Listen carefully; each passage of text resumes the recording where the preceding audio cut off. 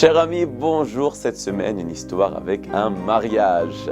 Un matin, Rav Gabriel arrive de bonne humeur à la yeshiva où il enseigne, affichant comme tous les jours son sourire chaleureux à ses élèves.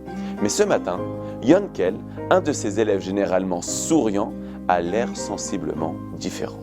Alors que la veille, Yonkel lui confiait que les préparatifs de son mariage se déroulaient au mieux, aujourd'hui, il semble avoir perdu toute sa joie de vivre. Rav Gabriel s'inquiète et lui demande « Mais qu'est-ce qui se passe ?» Yonkel lui raconte qu'il y a eu un problème avec la salle de fête du mariage. Et il y a eu un changement de propriétaire, l'acheteur et le vendeur se sont violemment disputés et le nouveau propriétaire refuse d'honorer ses engagements qu'avait pris l'ancien propriétaire pour le mariage de Yonkel. Il refuse catégoriquement de leur laisser le jardin extérieur pour la choupa, leur prétextant qu'il a promis à un groupe de touristes américains pour une autre fête. Et il n'accorde de leur laisser qu'une moitié de la salle de fête, il y aura juste de la place pour la table et pour la mechitza, et donc aucune piste de danse. Il ne changera d'avis qu'en échange de $7 000 supplémentaires. Le Rav Gabriel lui propose à Yonkel de changer de salle de mariage. Mais ils ont déjà payé un gros acompte et ils vont perdre tout s'ils vont ailleurs. Bref, poursuit le futur marié, tristement, les yeux baissés, mon mariage aura lieu dans un espace bondé, avec les gens qui vont se marcher dessus, en tentant de danser. J'ai du mal à croire que ceci m'arrive à moi. En effet, Yonkel est un excellent jongleur. Ces 10 dernières années, il avait assisté à presque tous les mariages qui avaient lieu dans la ville et même dans ses alentours avec son équipement. Il réjouissait tous les mariés grâce à ses talents hors pair. Il le faisait bénévolement, refusant d'être rémunéré. Il était devenu une légende bien aimée dans tout le monde de la yeshiva.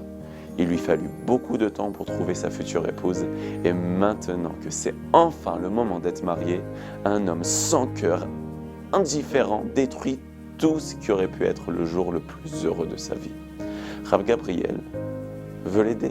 Il est parti voir des amis avocats, mais le contrat ne présentait aucune chance de pouvoir gagner au tribunal. Les parents de Yonkel ont envoyé plusieurs intermédiaires pour tenter de négocier avec le nouveau propriétaire, mais il était catégorique. C'est soit $7 000, soit la moitié de la salle. C'était du pur chantage, mais apparemment, ils étaient pieds et poings liés. Le jour du mariage arrive, une journée brillante et ensoleillée. Rav Gabriel espère et prie de tout son cœur un signe du ciel pour trouver une solution au problème de notre cher Yonkel. Arrivé à la salle, une demi-heure en avance, Rav Gabriel a une vision d'horreur. La salle est minuscule, bondée, sans aucun espace. La mechitza au milieu réduit encore plus la taille de la salle. Il n'y a même pas de place pour tous les invités. Aucune place pour danser, à moins de retirer toutes les tables. C'est une véritable catastrophe. Mais vous inquiétez pas, ça se terminera bien. Rav Gabriel ne peut pas laisser faire tout ça. Et il se rend de suite à la réception et demande de parler au directeur. Il essaye de prendre l'air d'un homme d'affaires étranger et s'adresse à la secrétaire avec un bon anglais en lui demandant si elle a une salle de libre pour donner une conférence ce soir-là. La réceptionniste sait que le directeur est déterminé à ne pas donner au mariage la possibilité d'utiliser la moitié de la salle sans payer. Et donc, elle hésite car le directeur est absent. Le Rav en profite. « Oui ou non ?» demande le Rav. « Si vous avez quelque chose maintenant, super, sinon nous irons ailleurs. » Nous avons peut-être quelque chose de libre, mais nous devons parler au directeur.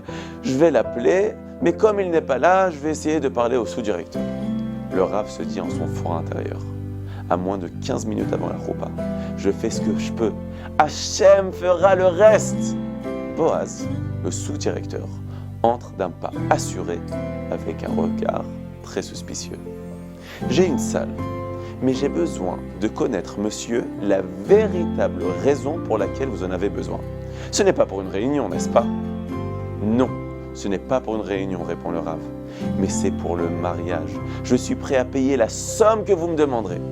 Le sous-directeur fait quelques calculs et annonce son prix. Je peux vous la donner pour 1300 shekels. Il souriait. Il n'était pas à l'aise avec toute cette affaire. Il était prêt à mettre même en péril sa carrière pour cette affaire.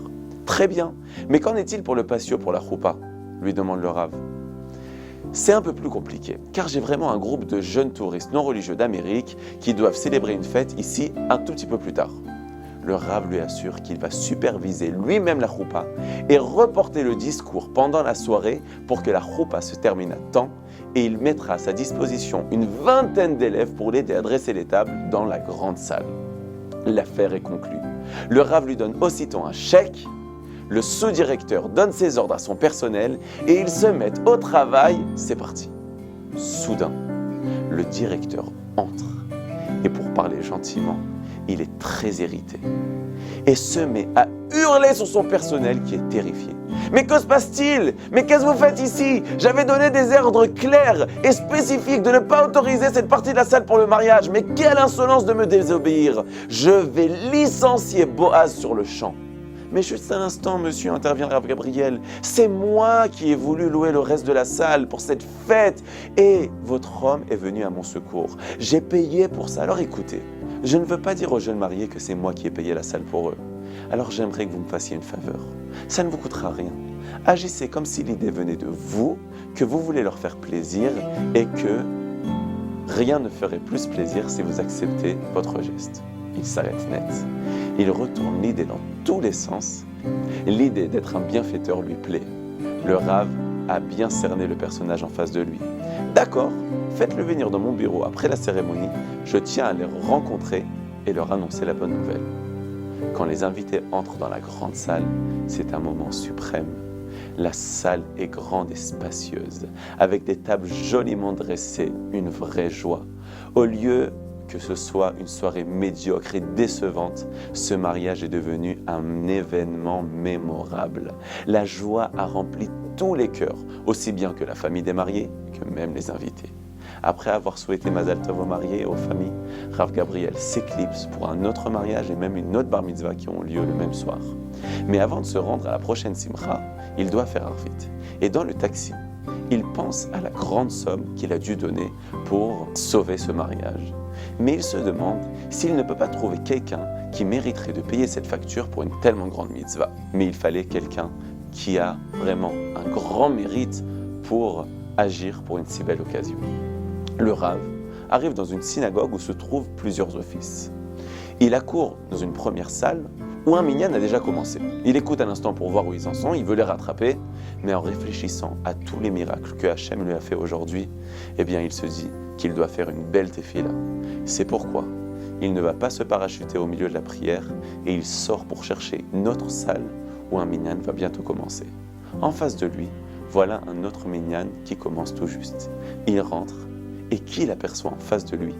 Son ancien élève Elchanan, un brillant homme d'affaires qui habite maintenant à New York. Après la tefila, ils se mettent à discuter, ils prennent de leurs nouvelles, puis Rav Gabriel lui raconte toute l'histoire de la salle de mariage de Yankel, du début jusqu'à la fin. Rav lui dit Elchanan, je voudrais payer pour cette immense mitzvah. Tenez, je vais vous remplir tout de suite le chèque.